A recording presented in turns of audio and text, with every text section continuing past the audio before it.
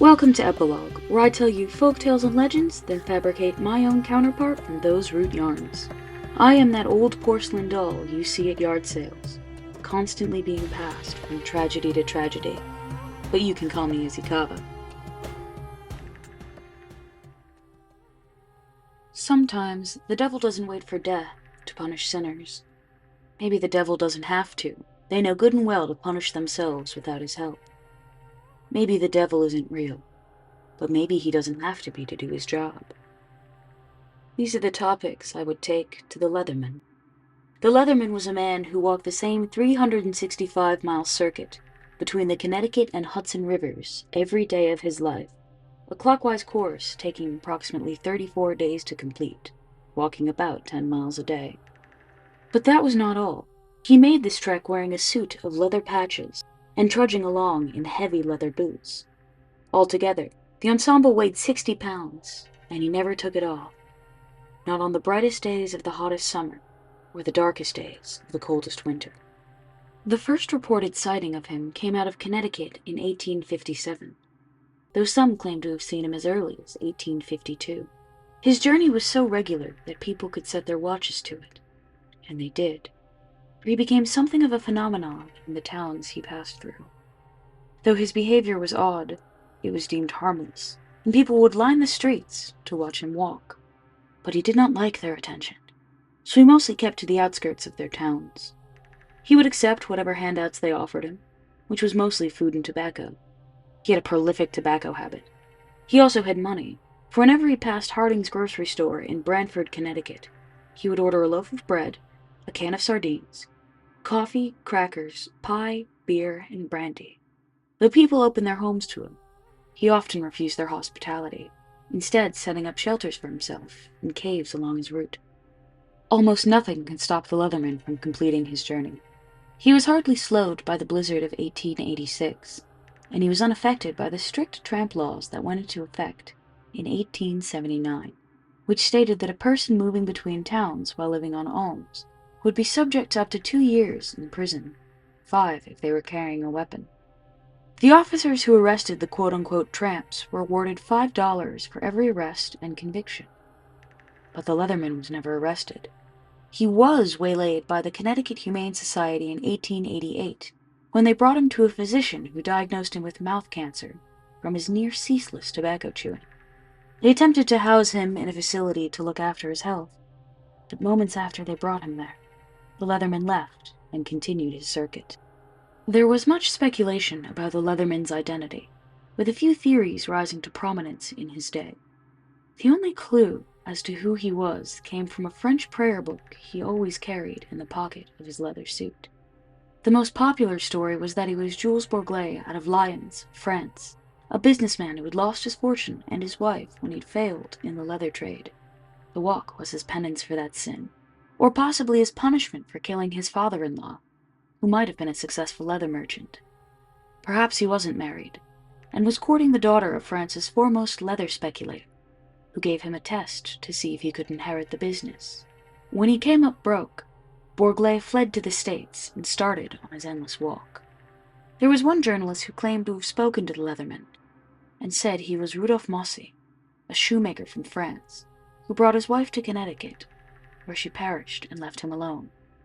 There's another tale out of the town of Shrub Oak, Connecticut, in which the owner of Darrow's grocery store asked the Leatherman who he was, and the Leatherman wrote down the numbers 1, 5, 3, 2, 4. None of these tales were confirmed in his lifetime, but the name Jules Bourglet was canonized as his own. It was the name carved into the Leatherman's tombstone when he died. On March 25, 1889, his body was found in the Sawmill Woods outside of Mount Pleasant, New York, in one of the many caves the Leatherman had set up for himself. He died of blood poisoning from his untreated oral cancer around the age of 50. He was buried in Sparta Cemetery in Ossining, New York, by Route 9. His tombstone had read, "Final resting place of Jules Bourglet of Lyons, France, the Leatherman, who regularly walked a 365-mile route through Westchester and Connecticut, from the Connecticut River to the Hudson, living in caves in the years 1858 to 1889. Over 100 years later, the Leatherman's grave was exhumed, and there was nothing left of him, save the nails that had shut his coffin. Being so close to the highway had rattled his bones to dust, and rotted his leather suit away to nothing. What was found was reburied in Sparta Cemetery, and he was given a new sign that reads, The Leatherman, for no known reason, from 1883 to 1889. He trod a 365-mile loop every 34 days between New York and Connecticut, clad in 60 pounds of leather. And there he rests, whoever he was, if there is such a thing as rest for a man like that.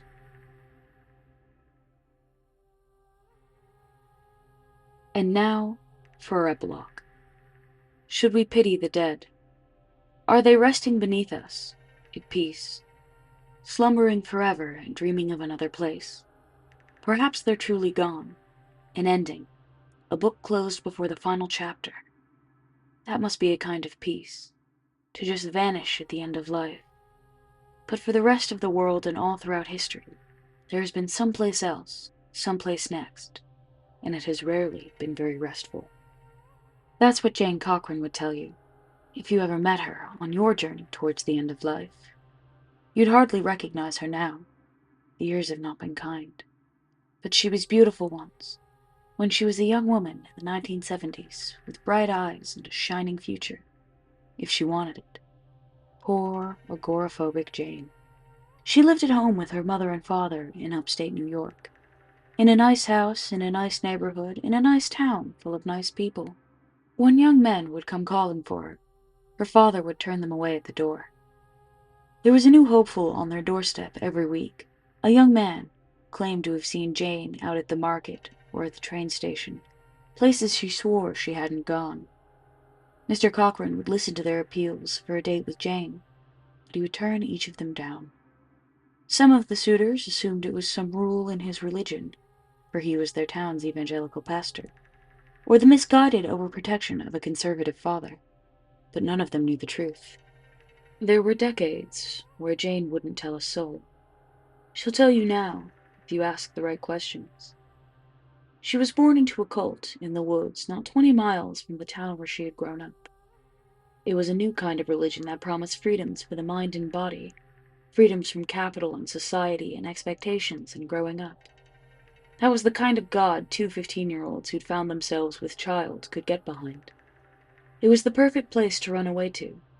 That is, until the police were finally given the evidence they needed from someone who'd escaped the tender claws of an ideology of pleasure. They raided the commune and found every manner of horror. Children loaded with despicable cocktails of drugs, marks on every available body of profound abuse, of healing wrong and returning for punishment. The cult members that were not imprisoned were sent to mental hospitals, and those too young to understand what had happened to them were given new homes.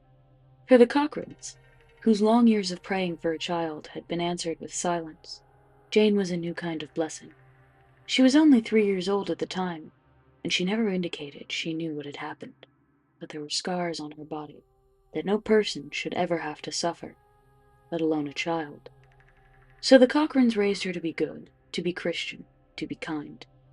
They were so pleased when she was just that, but over time they began to worry that their parenting had been a little too effective. She never snuck out or talked back. She never showed interest in the suitors who would come calling, or in any kind of drinking, dancing, or fun. They begged her to go out. She refused. And when they would threaten to let the suitors in, she would weep until they recanted and let her return to her room. Jane wouldn't dare tell her parents the truth, but they're long dead now, so her secrets have lost their potency. Jane was always in excruciating pain, the kind of agony that burned like a wildfire but left no marks behind it. The only time there was ever relief from her torturous existence was when she was in her room. It was like there was something keeping her there, keeping her trapped in a room with yellow wallpaper dotted with pink-painted roses. Jane hid the signs of her distress behind carefully applied cosmetics and bright, pretty dresses. She was always smiling at her parents because if she ever let her expression slip, they might see how deep the lines on her face were. Jane loved her parents, and she trusted them, But she did not tell them that there were days where she would wake with new scars on her body, or that the old ones had gotten deeper, as if she'd been wounded anew. So she stayed in her room, a caged thing, watching the seasons change from a window overlooking the neighborhood. When she was 19, Jane was visited by an angel. At least, that's what she thought. She saw a red mist rising from the floorboards, taking the shape of a dragon as it swirled above her. She was frightened, until it settled back onto the floor and took the shape of a man. He was young and beautiful, strong in every sense of the word, with flowing hair and a smile that spelled mischief. She didn't even mind that he had serpent eyes, golden in one light and ruby in the next. She would have thought she was dreaming, if she'd ever been capable of having anything other than nightmares. "Who are you?" she asked. "A friend," he told her. "You shouldn't be here." She stood by the door, waiting for him to go. "You have to leave." He laughed. "So should you," he said, opening her window. "There's a world out there full of strange people and wonderful places. But you cannot go far from this place." "How did you know that?" Jane asked him. "I know how to set you free, but you must be willing to give me that which you love most." "What's that?" she asked. "You'll see. When the price is paid, I will free you." "Please leave. Please?" She was suddenly very afraid. Whatever the price was, she was determined never to find out. "I'll leave, but I won't go far." "Go!" The man stepped back into the shadows and vanished. Her father came to check on her, to ask if she was all right. There was no sign of the man in the mist. But from that night forward, whenever Jane looked into that corner of the room, she could have sworn she saw a flash of those serpent eyes, always watching her. She saw him again in her nightmares, a spectator to the horror, patiently waiting. For what, Jane could not say. A few months later, fearing their lonely daughter would become a spinster, the Cochrans did something Jane had begged them never to do. They let a suitor in. His name was Howard Lyle, and he claimed to have seen Jane when she'd taken a stroll in the park. The Cochrans liked him well enough. He was a handsome young man with a good job down at the bank. When they called Jane down to the parlor to meet Howard, she was courteous and polite, but frequently asked when she could return to her room. She claimed she hadn't been to the park in years, and her parents laughed, as if she told a joke. Howard told Jane he wanted to marry her, and she politely turned him down. Then her father made the choice for her. She would marry this man, and that was that. Jane waited until Howard left to burst into tears and beg them to release her from this engagement. But her parents stood firm. She was to be Mrs. Jane Lyle. She was to be happy about it. The night before her wedding, Jane couldn't sleep. She stared at the white dress at the foot of her bed. She knew Howard would take her away from this house, and that would be agony. There would never be any relief. It would be a life of suffering. She looked in the corner of the room for those golden serpent eyes, and found them instead blinking at her from the sapphire earrings her mother had bought her, so she could have something blue on her wedding day. The longer she looked into them, the more a wicked idea took hold, as if whispered to her by the angel. In spite of everything in her that was good and kind, Jane was afraid of suffering forever, of leaving her haven and spending each second with a pain that compounded. Jane cries when you ask her about the next part of the story, but she'll tell it to you. She does not hide from her guilt. She lives in it. The wicked idea won out, and she went into the kitchen. Her mother couldn't sleep either, so she was making a cup of tea. Jane took the biggest knife out of the butcher block, and before her mother could turn around, Jane plunged it into her gut. Jane cried and begged for forgiveness, but she still pulled the knife out and stabbed again. Then Jane went upstairs to where her father was sleeping soundly. The tea kettle whistled in the kitchen, but Jane could hardly hear it. She went into her parents' bedroom, holding the knife. The tea kettle was enraged now, screaming as if it shared wounds with the victim bleeding out on the floor below it. Jane's father didn't see the knife in the dark. He only saw his little girl standing in the doorway. He heard her weeping, so he hugged her tight. He promised her everything would be okay. She drove the knife into his stomach. He screamed, and his shock provided all the time Jane needed to leap forward and stab down 4 more times. Then he was silent, and she was alone. Jane returned to her room. Someone had turned the stove off. Jane cried into her pillows, and when she looked up, she saw her angel. But he looked different now. Twisted goat horns had sprouted on his brow. His smile was red, his teeth were sharp, and he was much taller than he had been. She was terrified, but in spite of her fear, she still found him oddly beautiful. "Who are you?" she asked again. "Satan," he answered. Jane had not been wrong. She'd been visited by a divine being, but she was wrong about which kingdom he had hailed from. Satan is one of a number of archdemons, who led the demonic hosts as counterparts to archangels. According to Pseudo-Dionysius the Areopagite, there were 3 hierarchies of angels, and 3 orders of angels within each hierarchy. The orders of the 3rd hierarchy included principalities, archangels, and demons. The archangel Michael was hailed as the leader of the heavenly host, which was God's holy army in the New Testament.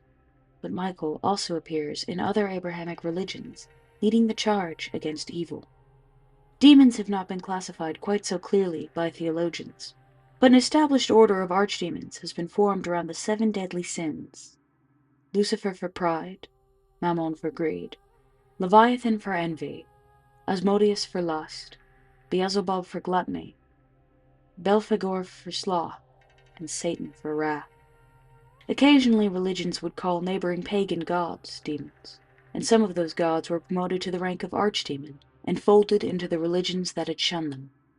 In Middle Eastern folklore, there were 19 angels of hell, each commanding their own unholy host. There were also jinn kings, or genies, for each day of the week, who also had angelic counterparts for each day. Before casting a spell, sorcerers were required to ask permission from that day's jinn king, and when summoned with their angel, the jinn king would be required to carry out the sorcerer's will.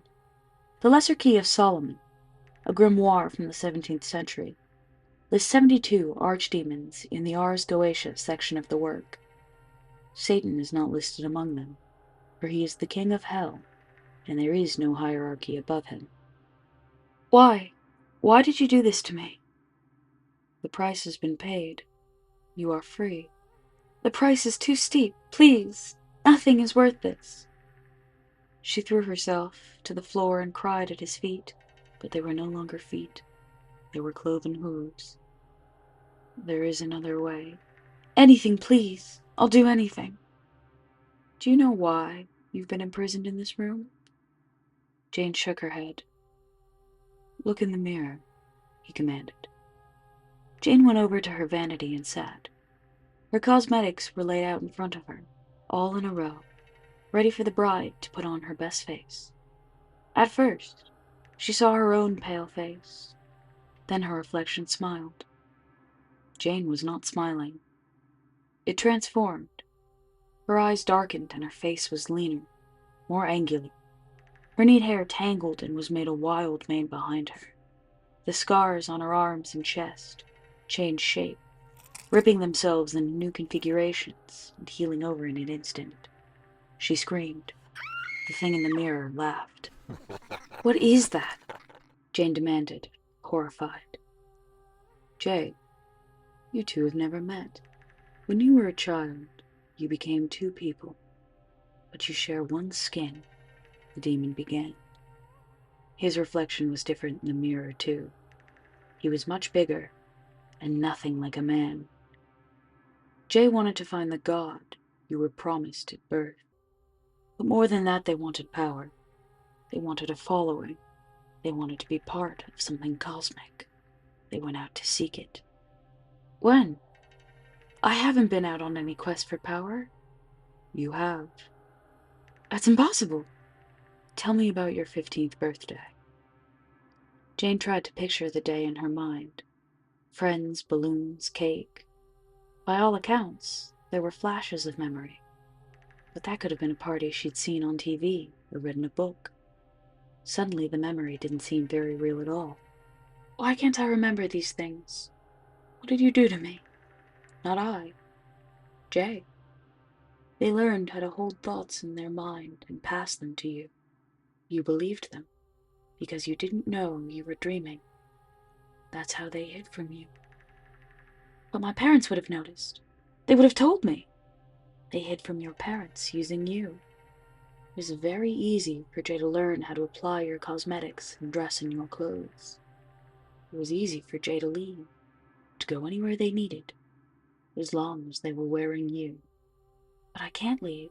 I couldn't leave. Jay can. Where have we been going? Unspeakable places. Even I refuse the depths Jay has traveled to. Is that why I can't leave? Did Jay do something to me? They found someone, an ally of mine, a prince, Mammon. Together they struck a bargain. Mammon would give Jay the tools to build the paradise they seek, but only if they removed themselves from the world. They cannot serve two worlds, two masters. They needed to choose, but they cheated. They are two people, so one was removed from the world, leaving the other to roam where they needed to go. The longer Jane looked at Jay, the grayer Jay's skin became, the sharper their teeth grew. Jay did not look entirely human, and looking at her own blood-stained hands, Jane could almost fancy the skin beneath the fill was as unnatural as it looked in the mirror. Did Jay build that world? Not yet, but soon. A kingdom to rival mine, an eighth prince, a new hell. Are you here to kill me? Kill us? No. The demon waved his hand, and both their reflections shifted back to normal. I'm here to make a bargain with you. I'm a Christian, she said. I don't make deals with the devil. I'm only a devil, and this is my proposition. I will return your parents to you and free you from Jay's obligation, if you damn Jay in your place. So I can leave, but they'll be trapped here. Jane got up from the vanity and went over to the window. The neighborhood was quiet. The moon was nearly full, so the silvery world beyond the window pane seemed to hold the crisp promise of magic in the late autumn air. Jane breathed in deep. Even though the window was closed, a gentle breeze came from the demon's direction. It smelled like cinnamon and carried a faint music with it. No. Will you hurt Jay? Jane asked. Are you asking if you'll feel it too? Jane didn't answer, but that was all the answer the demon needed. No. You won't know what's being done to Jay. You will have your freedom, and that is all you will want to know. Every window on the block was suddenly and miraculously filled with warm candlelight. The blood on Jane's hands disappeared. Take Jay, Jane said. The demon laughed. He took the wedding dress from the bed and handed it to her. It is done. He walked into the shadows and was gone, taking all of her nightmares with him. Her bedroom door opened, and she gasped. Her mother stood in the doorway with a cup of tea. She figured Jane would have wedding jitters, so she made her chamomile to calm her nerves. Jane threw her arms around her mother and looked down the hallway, where her father was standing with his arms wide open, ready to hug his little girl and tell her everything would be okay. Jane married Howard Lyle on October 30th, 1976. Howard bought them a house, and they fixed it up together. Howard was promoted to manager at the bank, just in time for Jane to welcome their daughter to the world. Years passed. They had a son and another daughter, and they bought a dog named Patches who loved to dig in the yard, and they were happy as could be. Jane's parents grew old and died in the house they had raised her in. They'd lived long and contented lives, made all the merrier by their grandchildren's frequent visits. As she grew older, some of Jane's behaviors seemed odd to her family, but they scoffed at her eccentricities and ignored their aging mother. Sometimes Howard would catch Jane peering into dark corners, or searching her reflection for something other than gray hairs. One night, Jane awoke in agony. It was as if every molecule in her body was being torn apart. Jane bit down her scream and crawled out of bed, making it to the kitchen before she began roaring. Patches started barking. Scars began to raise on her skin that had never been there. Scars that she could not remember seeing on Jay, either. Soon they were uncountable. The onslaught of years of agony washed over her all at once. Jane lost the ability to scream, as her throat was beset with raw sores that poured from her mouth. Patches fell silent, then stood up and shrugged off his fur, as though it was little more than a coat. Jane's angel had returned to her, older now, as handsome and strong as ever. Jane tried to beg for help, but he did not need words to understand her. Jay found another archdemon. They freed themselves by once again damning you. Jane cried tears of blood. One of her fingers fell to the floor and rotted away right in front of her. Her bones were broken and mended over and over with each haggard breath. But you are only two souls, he continued. You cannot evade punishment by passing the burden back and forth. There will always be a price to getting what you want, and it will always be paid. Jane was dying, but the life refused to leave her. It was as if it was being drawn back every time it tried to escape her wretched husk. You know the price. It's the same as last time. Jane motioned to a picture on the refrigerator. It was her happy family at the zoo, but it was taken some years back when her parents were still alive. They were holding hands and smiling down at their grandchildren. Yes, I know they're dead. The price is still sacrificed. You still have people left to lose. The top of the image was suddenly warped, leaving only the children in sharp focus. Jane fought through the wounds to cry out a refusal. The demon shook his head. Then you will spend your days as this, and you will never run out of days. In her own brutal way, Jane was accustomed to the agony, even after all those years. She was able to roll her splintered tongue in such a direction as to make the words, "Shah." The two of you sharing one misfortune. It would be an elegant solution, but it would not be this. Jay's punishment was endless pain, and it does not matter if that without end is shared. So I propose a new bargain. I will take this pain from both of you, but you will share the burden of your promises. From this day forth, you shall never have a home. Any place that becomes your home shall bring this pain with it. You shall be exiled from all warm hearths and soft beds. I will not harm your family, but you will never see them again. Jane tried to refuse, but there were strange teeth growing on the inside of her skin. Her eyes lost their vision, their last sight being the handsome prince and all the darkness surrounding him. Jane choked again, then nodded. A cool cinnamon breeze hit her, and Jane found she could open her eyes. She was standing in front of her house. Satan was nowhere to be seen.